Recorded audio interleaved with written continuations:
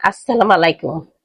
আমি এখন রান্না করতেছি পুঁই শাক, কুমড়া আর ডাল দিয়ে একটা রেসিপি রান্না করব।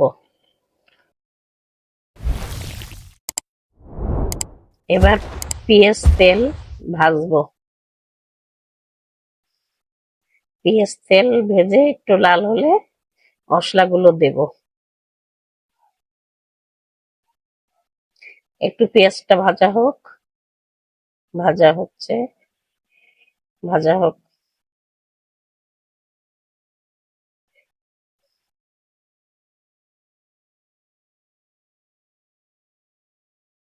হ্যাঁ, ভাজা হচ্ছে। এবার মশলাগুলো ঢেলে দিলাম। দিয়ে মশলাগুলো একটু আদা রসুন বাটা দিলাম। এবার একটু পানি দিব।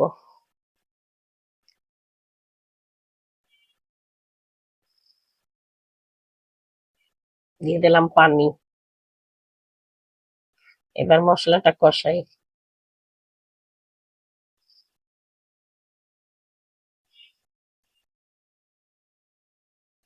এবার দিয়ে দিলাম ডাল।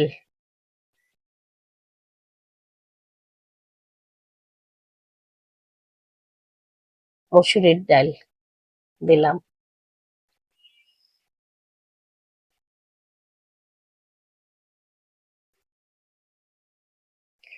মসুরির ডালটা এবার একটু কষাবো।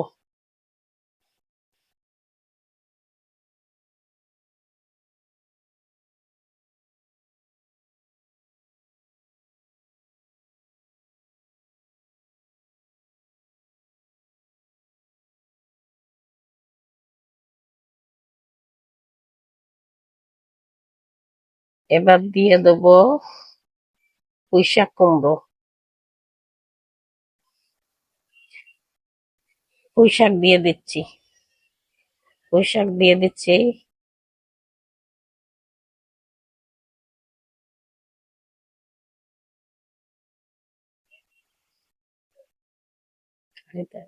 পুঁইশাক দিয়ে দিলাম। ভাই ও বোনেরা, আমার চ্যানেলটিকে আপনারা সাবস্ক্রাইব করে দিবেন। আমি তো নতুন, দয়া করে আপনারা কমেন্ট শেয়ার করবেন।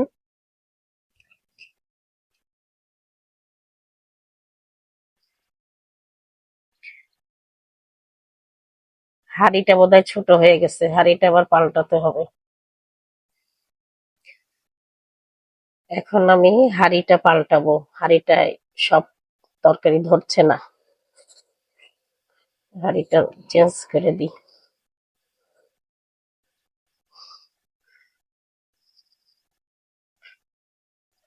আপনারা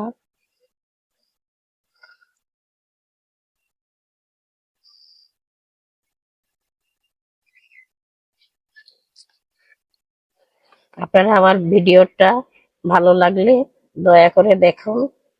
হাঁড়ি চেঞ্জ করে দিলাম। হাঁড়িতে ঢেলে দিলাম সব তরকারিগুলো। একটু শাক তো, শাকটা একটু বেশি ছিল, পরে কমে যাবে।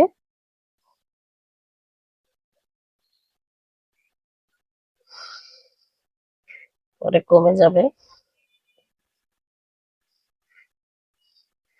এবার আস্তে আস্তে হতে থাকবে, তখন আস্তে আস্তে কমে যাবে। এবার দিয়ে দেবো পরে ঢাকা। আবার উঠায় দেখলাম কতটুকু কমলো। এবার দেখছেন কমে গেছে। খুব সুন্দর হয়েছে দেখাচ্ছে। খুব সুন্দর দেখতে লাগছে, খেতে জানি কত ভালো লাগবে। দেখতে তো চেহারাটা ভালোই লাগছে। কালারও সুন্দর হয়েছে, অনেক সুন্দর। আপনারা দেখবেন এবং বেশি বেশি আমাকে শেয়ার করবেন দয়া করে। কুমড়া গুলো গলে গেছে কিনা আমি দেখতেছিলাম। দেখছেন কত সুন্দর কালার, কত সুন্দর সবুজ রঙের শাক, ডালগুলো ভেসে উঠছে।